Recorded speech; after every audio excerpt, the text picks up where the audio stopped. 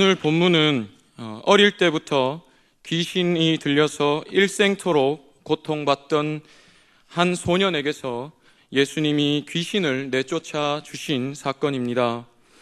직접적으로는 귀신 들린 소년을 고치신 사건이지만 이 본문은 단지 그 사실만을 전하지는 않습니다. 이 본문이 정말로 전하려는 것은 그 사건의 경과 속에 담긴 주님의 메시지입니다.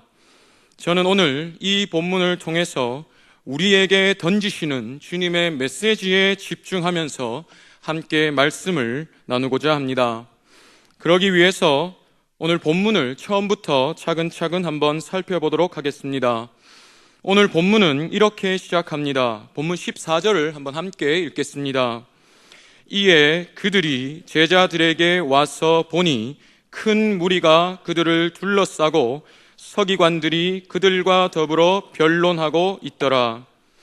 맨 처음에 나오는 그들, 그러니까 제자들에게 온 그들은 예수님과 베드로와 야고보와 요한을 가리킵니다. 오늘 본문 바로 앞에서 예수님은 세 제자 베드로, 야고보, 요한을 데리시고 변화산에 오르셨습니다. 그리고 변화산 위에서 예수님은 광채로 빛나는 형상으로 변화되시고 모세와 엘리야와 더불어 대화를 나누셨습니다.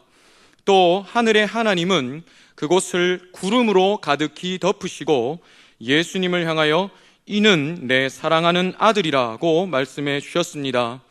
이 모든 일이 있은 후에 예수님은 세 제자를 데리시고 나머지 9 제자들이 기다리고 있는 산 밑으로 내려오셨습니다. 그런데 산 위에서 그런 일이 일어나고 있는 동안에 산 밑에 있던 제자들은 큰 무리에게 둘러싸인 채로 서기관들과 변론을 하고 있었습니다. 예수님은 그 9 제자들에게 이렇게 물으셨습니다. 본문 16절입니다. 예수께서 물으시되 너희가 무엇을 그들과 변론하느냐? 그러자 무리 중에 있던 한 남자가 앞으로 나와 이렇게 말합니다. 본문 17절로 18절을 한번 함께 읽겠습니다. 무리 중에 하나가 대답하되 선생님, 말 못하게 귀신 들린 내 아들을 선생님께 데려왔나이다. 귀신이 어디서든지 그를 잡으면 거꾸러져 거품을 흘리며 이를 갈며 그리고 파리해지는지라. 내가 선생님의 제자들에게 내쫓아 달라 하였으나 그들이 능히 하지 못하더이다.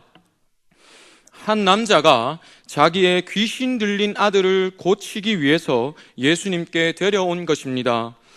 오늘 이 본문의 사건은 오늘 본문 외에도 마태복음 17장과 누가복음 9장에도 기록되어 있습니다. 마태복음 17장에 의하면 귀신은 간질로 아들을 괴롭혀 왔습니다. 갑자기 입에 거품을 물고 거꾸러지게 만들고 또 경련이 일어나게 하고 불과 물에 넘어지게 만들었습니다. 또 누가복음 9장에 보면 이 아들은 남자의 하나뿐인 외아들이었습니다. 남자는 하나뿐인 이 아들을 고치기 위해서 아마 수없이 노력했을 것입니다. 그러던 중에 어떤 병도 능히 고치는 예수라는 사람의 소문을 듣고 자기 아들을 예수라는 사람에게 데려왔을 것입니다. 그런데 와 보니까 예수라는 사람은 제자 몇 명을 데리고 산 위에 올라가 있고 나머지 제자들만 산 밑에서 그를 기다리고 있었습니다. 아마 남자는 한시라도 빨리 아들을 고치고 싶었을 것이고 예수의 제자들이라면 이들도 귀신을 쫓을 수 있지 않을까 싶어서 제자들에게 그 일을 부탁했을 것입니다. 하지만 제자들은 귀신을 쫓아내지 못했습니다. 바로 이것 때문에 9명의 제자들은 서기관들과 변론을 하고 있던 중이었습니다. 서기관이라는 사람들은 구약의 율법을 계속해서 보존하고 전수하기 위해서 힘쓰는 사람들이었습니다. 교사로서 율법을 연구하고 가르치기도 했고 또 법관으로서 율법을 직접 집행하기도 하는 사람들이었습니다.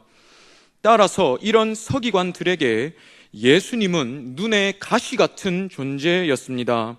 왜냐하면 예수님은 자기가 하나님의 아들이라 말하고 또 구약의 율법뿐만 아니라 새로운 계명을 가르치기도 하셨기 때문에 이런 예수님의 행보는 서기관들과 정면으로 반대되었기 때문입니다. 또 더구나 예수님은 입으로만 율법을 말하고 실제 삶으로는 그렇게 살지 않는 이 서기관들의 외식을 늘 책망하셨습니다. 그러니 서기관들에게 예수님은 눈에 가시 같을 수밖에 없었습니다.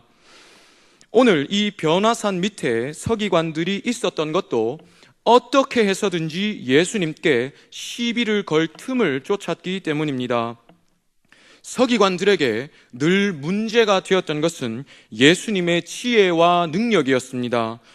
도저히 인간의 것이라고는 생각이 되지 않는 예수님의 놀라운 지혜와 또 어떤 병도 치유하시고 많은 기적들을 일으키시는 예수님의 놀라운 능력이 예수님이 하나님의 아들이심을 증명하는 강력한 증거가 되었기 때문입니다.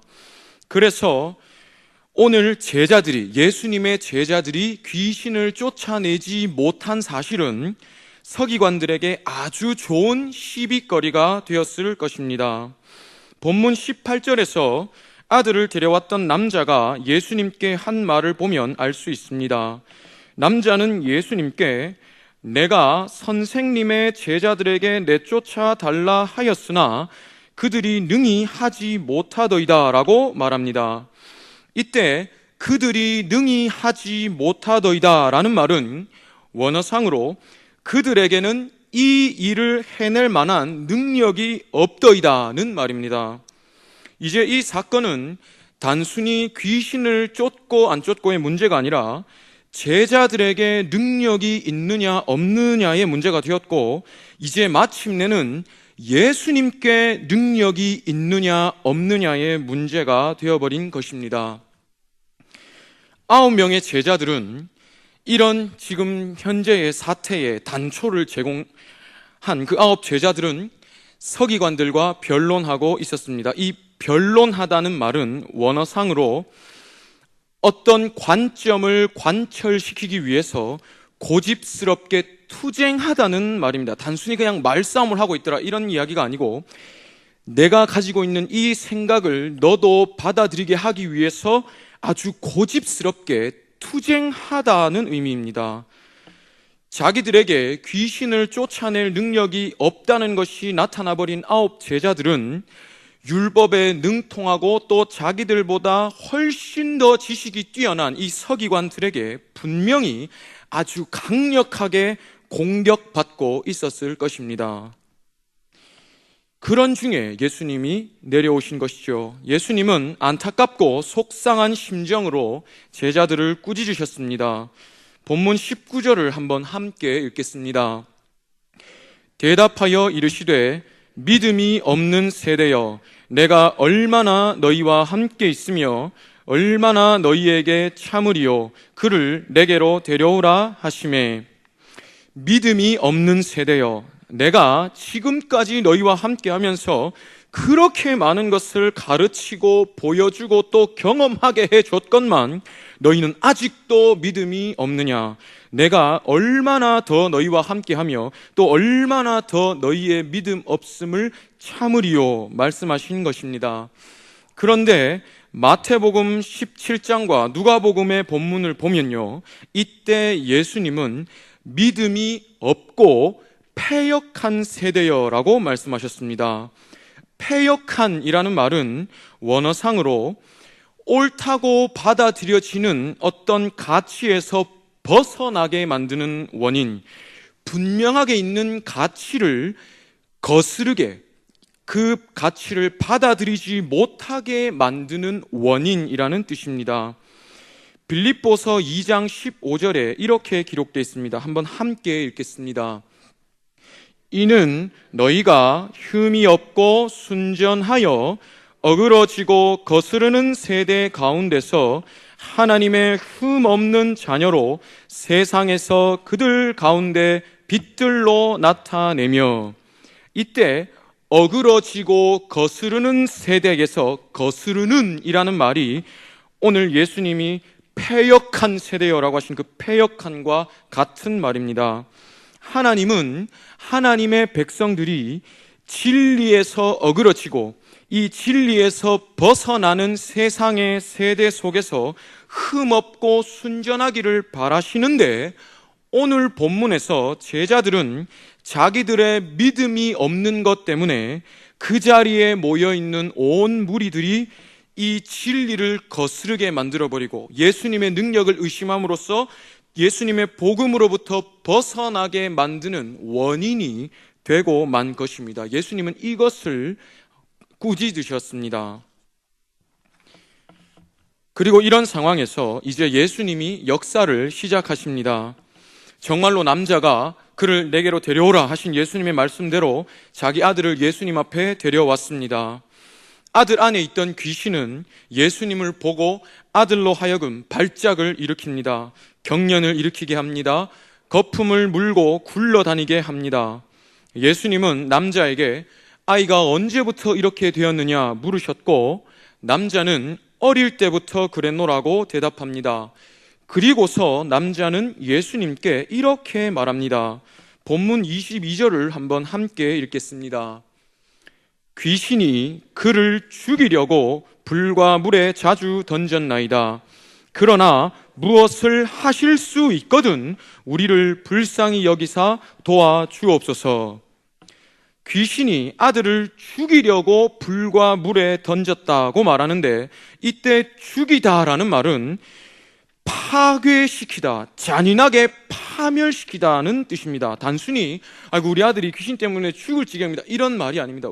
저 귀신이 우리 아들을 파괴시키고 파멸시켜 왔다는 말입니다. 아들을 바라보는 이 아버지, 남자의 안타깝고 또 두려운 마음을 대변하는 표현입니다. 남자는 귀신 때문에 고통받는 자기 아들을 보면서 하나뿐인 아들이 귀신 때문에 파괴당하고 파멸당하는 끔찍한 두려움을 느꼈습니다. 아들이 어릴 때부터 수년 내지 10수년을 그런 두려움 속에서 살아왔습니다. 또 지금 바로 눈앞에서 예수님 앞에 아들이 오니까 이 귀신이 다시 아들을 사로잡고 발작을 일으키고 있습니다. 남자는 정말로 지푸라기라도 잡는 심정으로 우리를 불쌍히 여기사 도와주옵소서라고 말했을 것입니다. 그런데 문제가 되는 것은 무엇을 하실 수 있거든 이라는 말입니다. 남자는 예수님의 제자들에게 귀신을 쫓아낼 능력이 없다는 것을 보았습니다. 그래서 지금 이 남자는 예수라는 사람에게도 귀신을 쫓아낼 능력이 있는지 사실 확실한 믿음이 없습니다. 남자의 말은 원어상 이런 말입니다. 당신의 제자들은 능력이 없더이다. 그런데 만약에 당신은 무언가 할 수 있는 능력이 있다면 우리를 위해 제발 뭐라도 좀 해 주시오. 이런 말입니다. 지금 남자가 예수님께 자기들을 도와달라고 간절히 비는 이유는 주님께 그것을 할 수 있는 능력을 믿기 때문이 아니라 단지 문제를 해결받고 싶은 마음 때문입니다. 그런 남자에게 예수님은 이렇게 말씀하십니다. 본문 23절을 한번 함께 읽겠습니다. 예수께서 이르시되 할 수 있거든이 무슨 말이냐? 믿는 자에게는 능히 하지 못할 일이 없느니라 하시니, 할 수 있거든이 무슨 말이냐? 다시 말해서 뭔가 할 수 있는 능력이 있다면 이 무슨 말이냐고 꾸짖으십니다. 그리고 이어서 믿는 자에게는 능히 하지 못할 일이 없느니라 말씀하십니다. 이 말씀은 언뜻 보면 믿는 자는 무슨 일이든지 할 수 있다는 말로 받아들여집니다. 그런데 이때 믿는 자라는 말은 원어상으로 완전한 확신을 가지고 자기 자신을 누군가에게 위탁하는, 맡기는 자라는 의미입니다. 또 능히 하지 못할 일이 없다는 말은 모든 것이 가능하게 된다는 뜻입니다. 그러니까 믿는 자에게는 능히 하지 못할 일이 없다 하신 예수님의 말씀은, 다시 말하면 완전한 확신을 가지고 자기 자신을 하나님께 맡기는 자에게는 그분으로 인하여 모든 것이 가능하게 된다는 뜻입니다. 믿는 자 자신에게 어떤 능력이 생기는 것이 아니라 하나님은 모든 것을 하실 수 있다는 확신을 가지고 모든 것을 하실 수 있는 하나님께 자기 자신을 의탁하는 자, 맡기는 자에게 하나님으로 말미암아 모든 것이 가능하게 된다는 것입니다.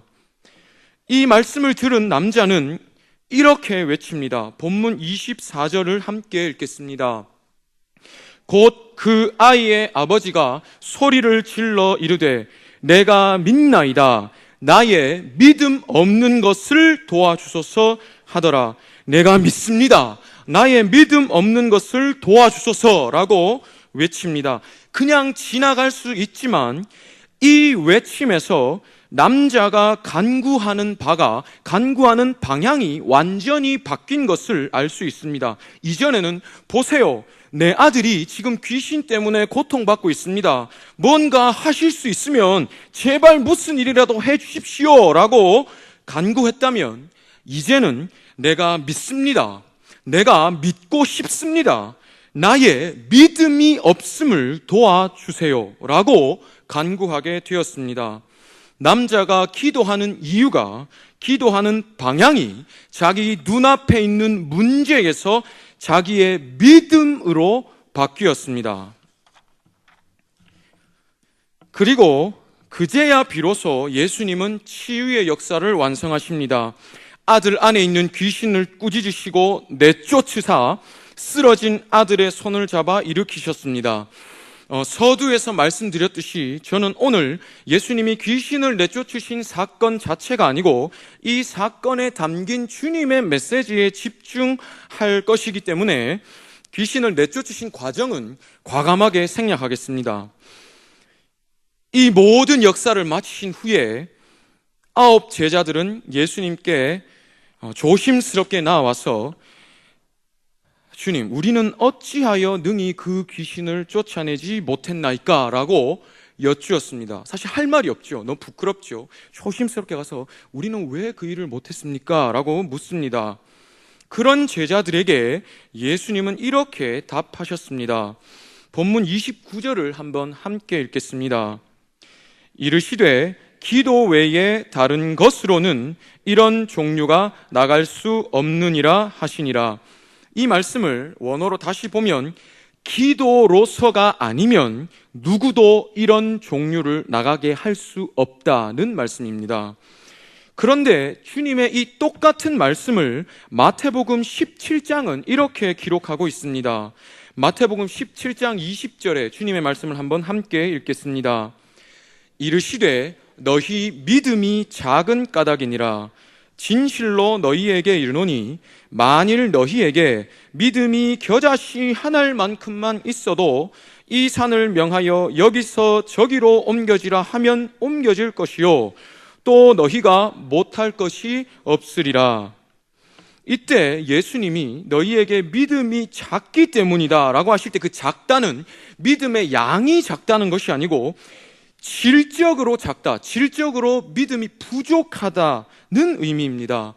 그러면 오늘 본문에서 예수님이 기도로서가 아니면 누구도 이런 종류를 나가게 할 수가 없다고 하셨던 말씀과 너희의 믿음이 작기 때문이다 라고 하는 이 주님의 똑같은 말씀을 종합해서 생각해 보면 9명의 제자들이 귀신을 쫓아내지 못했던 이유는 그들의 기도에 믿음이 질적으로 부족했기 때문입니다.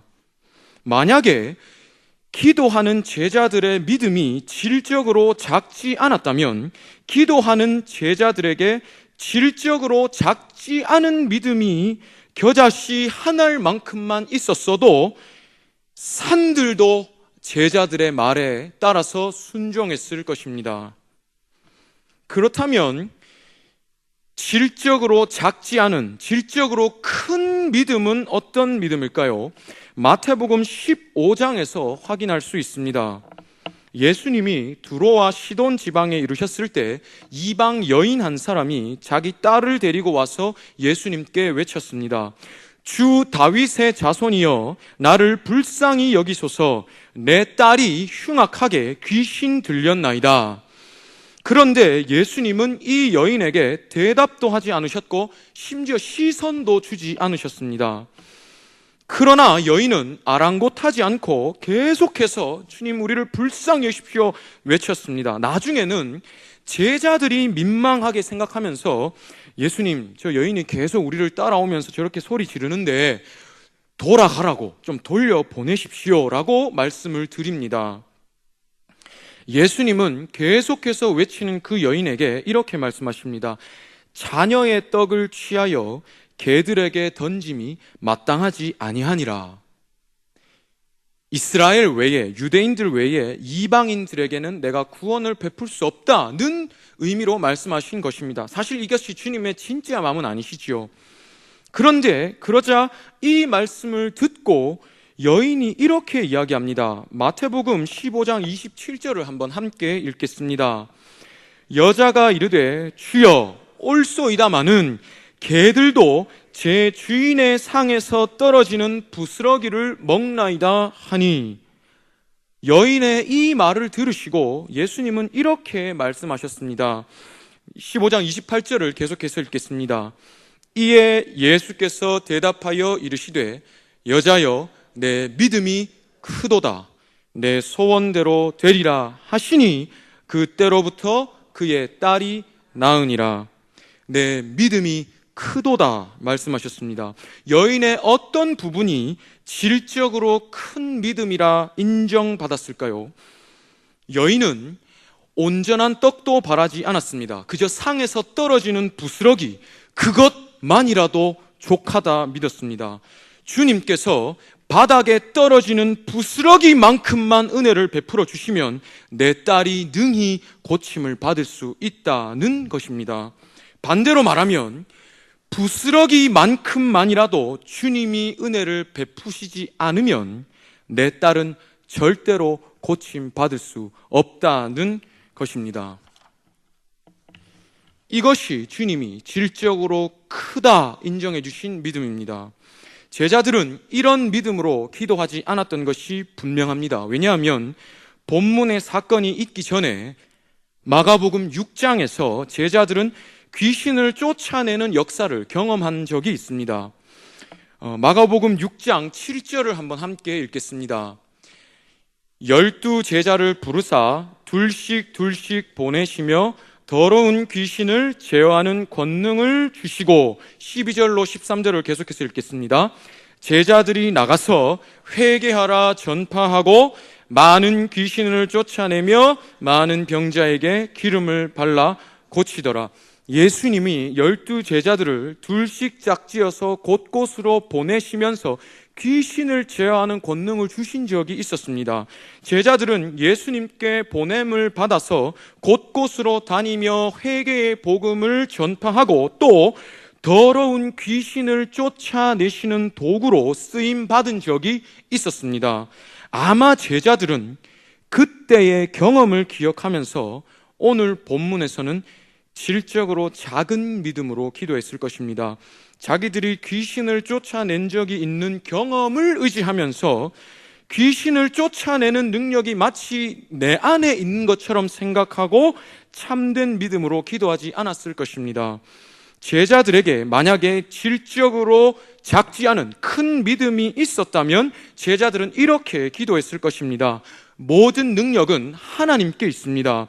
귀신을 쫓아내는 능력은 나에게 있지 않고 오직 하나님께 있습니다. 하나님께서 부스러기만큼이라도 은혜를 베풀지 않으시면 절대로 이 아들에게서 귀신이 나갈 수 없습니다. 이 아들을 하나님께 맡기오니 주여 부디 이 아들을 불쌍히 여기사 그에게서 귀신을 쫓아 주옵소서라고 기도했을 것이고, 당연히 하나님은 이 기도를 들으셨을 것입니다. 결국 오늘 본문에서 예수님이 하신 말씀은 아들을 데려온 남자만이 아니고 제자들에게도 향하는 말씀입니다. 믿는 자에게는 능히 하지 못할 일이 없느니라 하신 말씀, 완전한 확신을 가지고 자기 자신을 하나님께 맡기는 자에게는 모든 것이 가능하게 된다 하신 이 말씀은 제자들도 들으라 하신 말씀입니다. 가만히 생각해보면 남자의 모습과 제자들의 모습이 다를 것이 없습니다. 아들을 데려온 남자는 예수님을 귀신보다 작게 생각했습니다. 남자는 수년 내지 십수년 동안 귀신이 하나뿐인 자기 아들을, 자기 그 아들의 인생을 파괴시키고 또 파멸시키는 것을 속수무책으로 바라만 볼 수밖에 없었습니다. 아들을 위해서 자기가 할 수 있는 일이 하나도 없었기 때문입니다. 그래서 이 남자에게 있어서 아들 안에 있는 귀신은 자기가 넘을 길이 없는 벽처럼 여겨졌을 것입니다. 남자는 자기 자신처럼 예수님도 똑같이 생각했습니다.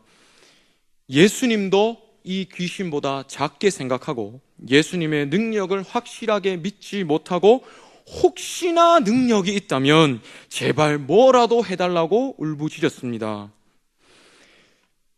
제자들은 하나님을 자기보다 작게 여겼습니다. 제자들은 곳곳으로 다니면서 귀신을 제어하고 쫓아냈던 경험이 있었습니다.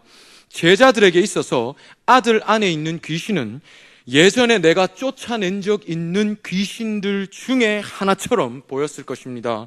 그래서 제자들은 귀신을 쫓아낼 능력은 오직 하나님께만 있고 나는 그분의 도구일 뿐이라는 것을 잊어버리고 자기 자신을 하나님보다 크게 생각했습니다. 그래서 부스러기만큼이라도 하나님의 은혜가 없으면 어떤 일도 할 수 없다고 믿어야 했건만 그렇게 하지 못했습니다. 남자의 모습과 제자들의 모습은 다른 것 같지만 결국 똑같습니다. 능력의 주인을 작게 생각한 것입니다. 문제보다 작게 생각했고 나보다 작게 생각했습니다. 사랑하는 여러분, 그런데 이 모습이 우리의 모습과 같지는 않습니까?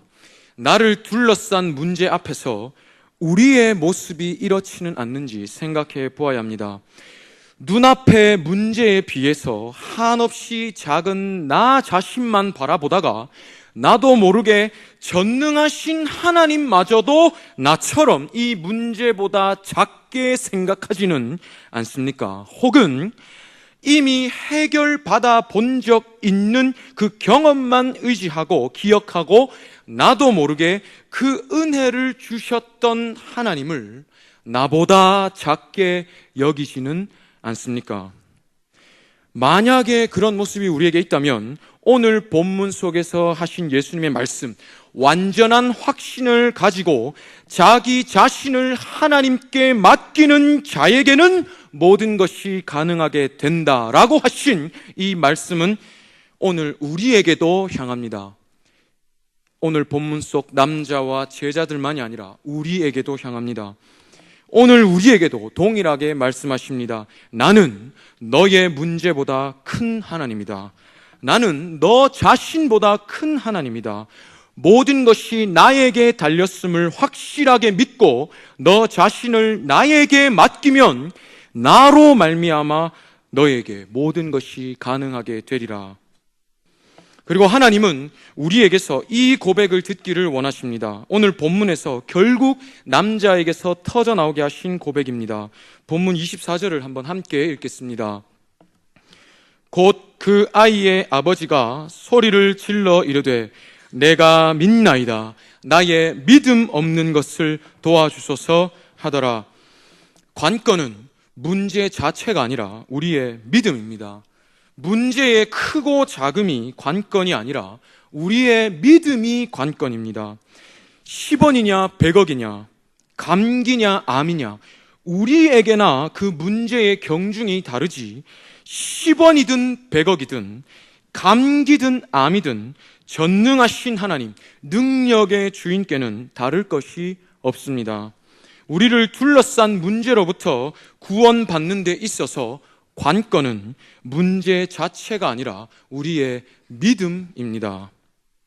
또 하나님이 우리에게 받기를 원하시는 것도 우리의 믿음입니다. 오늘 제자들이 믿음이 없었고 또 그들의 믿음이 질적으로 작았던 것 때문에 어떤 일이 일어났습니까? 주님의 능력이 변론거리가 되고 말았습니다. 주님의 능력이 제자들의 믿음 없음과 또 질적으로 믿음이 작은 것 때문에 세상으로부터 의심받고 말았습니다. 제자들의 믿음 없는 것, 또 그들의 믿음이 작은 것이 세상이 진리로부터 벗어나게 만드는 원인이 되고 말았습니다. 반대로 말하면 제자들에게 믿음이 있다면, 그리고 제자들의 믿음이 질적으로 크다면 전능하신 하나님을 참되게 믿는 그 믿음은 세상이 진리로 나아오도록 만드는 힘이 됩니다. 믿음이 작았기 때문에 세상이 진리로부터 벗어났다면, 우리의 믿음이 크면 세상이 진리로 나아오게 만들 수 있습니다.